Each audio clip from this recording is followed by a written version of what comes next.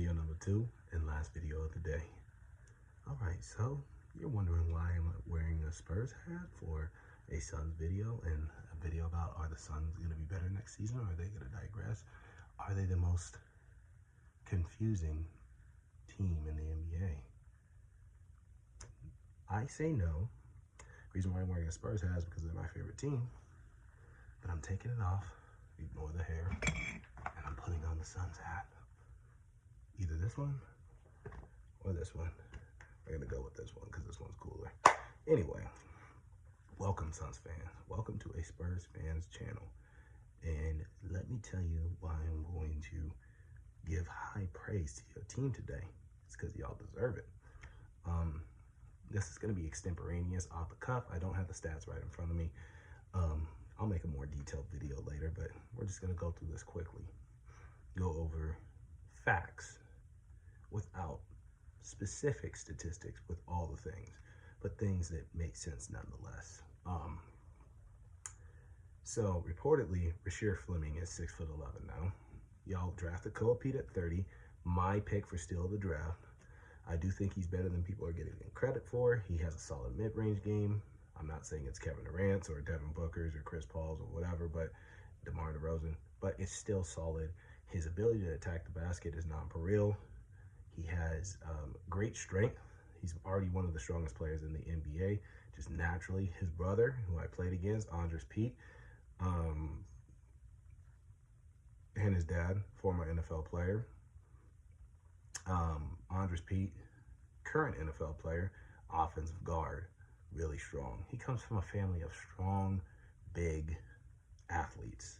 So therefore, he's going to be bruising in the paint. The Suns need a presence like that. So I think he's going to be really crucial off the bench. I think he's going to be one of the best bench players in the NBA. I really think he could make a case for starting, but he's not going to, most likely. The starting lineup is most likely going to be Mark Williams, Miles Bridges, Jalen Green, Dillon Brooks, and Devin Booker. No point guard again, is what it is. Here's why I don't think the Suns are that hard to judge. I looked on DraftKings the other day. Their over-under was 40.5. I would smash that. I think it's plus 100 to go over. Kind of crazy. The Suns won, 47 games last year? They're definitely going to be a better overall team, but I don't know if they win more than 47 games. They did come out of nowhere. They caught the NBA by surprise. I don't think they'll do that yet this year, but I do think they will be a better team, and here's why. Grayson Allen missed a lot of time. Royce O'Neal, while he gave great energy and could shoot very well, I think what he has could easily be replaced by Luke Kennard. So coming off your bench, you're going to have Koa Pete, Rasheer Fleming, Man, or Kaman Malawach. He should be getting a lot more playing time this year. So Koa, Man, Luke Kennard, Colin Gillespie, and maybe some Rasheer Fleming in there. Jordan Ott might run a big 10-man rotation. We'll see. Jalen Green's going to be healthier this season. Devin Booker, I think, is going to have a bounce-back season where he plays a lot better than he did last year. I think he's going to average 26, 27 points a game. I think him and Jalen Green combined average 50 points per game. I think their offense is better. With Miles Bridges coming in, he provides an explosive guy that could score in transition, occasionally hit a three, and he can get to the basket at will. So I do think he helps the Suns as far as being a more explosive team, especially with his athleticism. Mark Williams, you have to assume is going to get injured like he always does, but I'm going to say that he plays 55-plus games this year, which is a win for the Suns. So you guys are looking at a team that Dillon Brooks isn't going to miss 20 games. Jalen Green's not going to miss 30-plus games. Devin Booker's had his injury problems, but I believe he plays 70-plus games this year. And Miles Bridges doesn't really have injury problems, so you're going to get 70, 75-plus games out of him. Koa Pete's been durable his whole career. He even played through a hand injury in the state championship run with his 4th state championship in a row that he won. Koa Pete's a winner. Koa Pete is a dog. He was arguably the best player on a Final Four team. Yes, people would say Braden Burries, but I do think that first year, Koa Pete's going to be a little more polished than Braden Burries. Not from a pure scoring perspective, but just because his size and his ability to score. Although I do think Braden Burries is someone to watch out for in Rookie of the Year running. I think he's going to be top 5 for sure. I do think Koa Pete's going to be top 5. It's going to be a crazy Rookie of the Year race. I think that AJ and Darren Peterson, being on teams that have a lot more veterans and are a little deeper, at least for the amount of playing time they're going to get, I don't think they're going to be as high up as people think. I think Cam Boozer is going to be at the top. I think Darius Acup Jr. is going to be at the top. I think Caleb and Koa and Braden are going to be in that top 5. And I don't think AJ and Darren are going to be as high as people think. But we shall see. Those guys are definitely the most talented players in the draft, but this is a talent-filled draft and very deep. So anyway, I digress. Getting back to the Suns. I do think the Suns are going to be better this year because I think they're going to be healthier this year. I think Jalen Green's going to make a big difference. I think Jordan Ott is a really good coach, and he's going to have better offensive schematics and a better rotation. Not so guard heavy. You got rid of Grayson Allen. You got rid of Royce O'Neal. Those guys were 6'5". You got 7-foot Kaman Malawach you could play. You got 6'8" Koa Pete you could play. You have 6'11" Rasheer Fleming you could play. So you got more size. The Suns got bigger, and that was one of their problems. So I think they might win the same amount of games they won last year, but I wouldn't be surprised if they cracked the 50-win mark because they are a hungry, scrappy team. Dillon Brooks set that culture. Jordan Ott restructured it. He's got a good belief in him from the players in the locker room.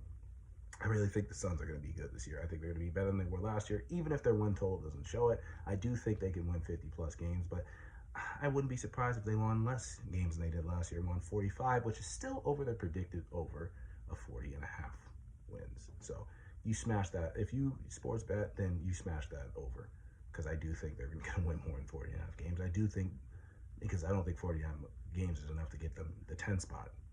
Maybe barely enough. I think they're going to be out of the play, and I think they're going to be top 6. I think they'll be a better team than the Lakers, quiet as kept. Just because I think they'll gel together better, and they'll have a better defensive unit. So I think the defense gets even better this year, and they were a top 10 defense last year. I think the offense gets better, and I think they crack the top 10. I think they're a better offensive team with what they have now.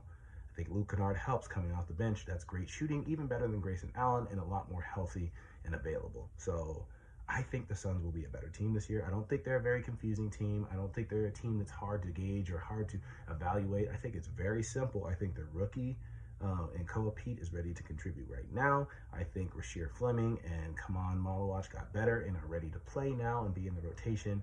I think they should see more playing time. They have a lot of length, a lot of size.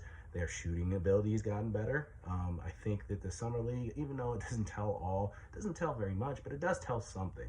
And I saw improvement. So if I saw improvement, I do think that's going to translate to the regular season. Not the same way it did, because you're not playing against the best players in the NBA in the Summer League, but there's some NBA players there. There's NBA level talent. They showed improvement. I think they're going to get better on the biggest stage, or on the bigger stage, I should say, because the playoffs is the biggest stage. But at least during the regular season, I think they are going to be better. So look out for 50 wins. Don't be surprised they win 45, but that doesn't mean they're not a better team than last year. You get more Jalen Green, you get more Dillon Brooks, you get a better Devin Booker, you get a deeper bench with more size, all reasons. And then I do believe Jordan Ott is going to tweak things and make them better offensively, not just relying on a chopped up shot by Dillon Brooks at the end of the shot clock or Devin Booker, but more spreading the ball around, getting lob touches to Mark Williams and easy dunks, letting Miles Bridges slash to the rim and kick out the shooters, allowing for that team to have a lot of scoring punch. The problem is the main rotational players, like the starting lineup that I mentioned, is not the greatest shooting team. Devin Booker isn't a great three-point shooter. He's a competent three-point shooter. Miles Bridges, hardly a competent three-point shooter.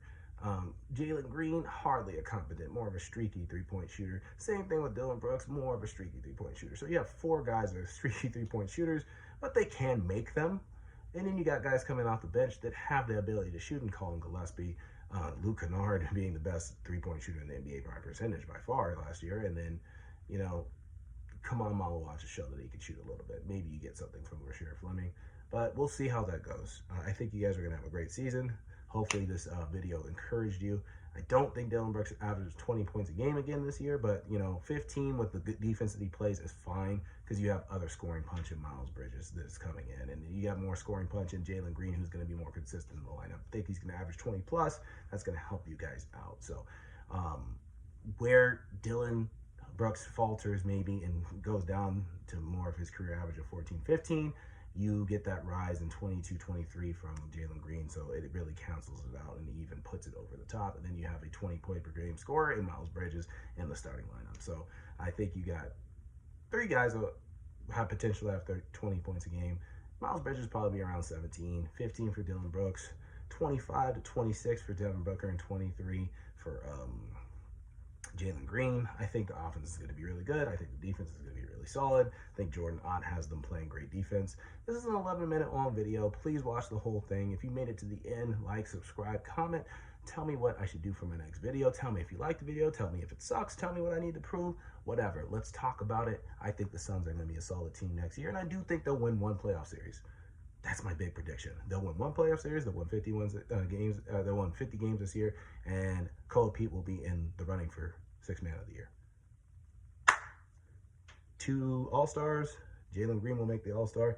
Devin Booker will make the All-Star. Those are my crazy takes for the Suns. I hope you guys enjoyed.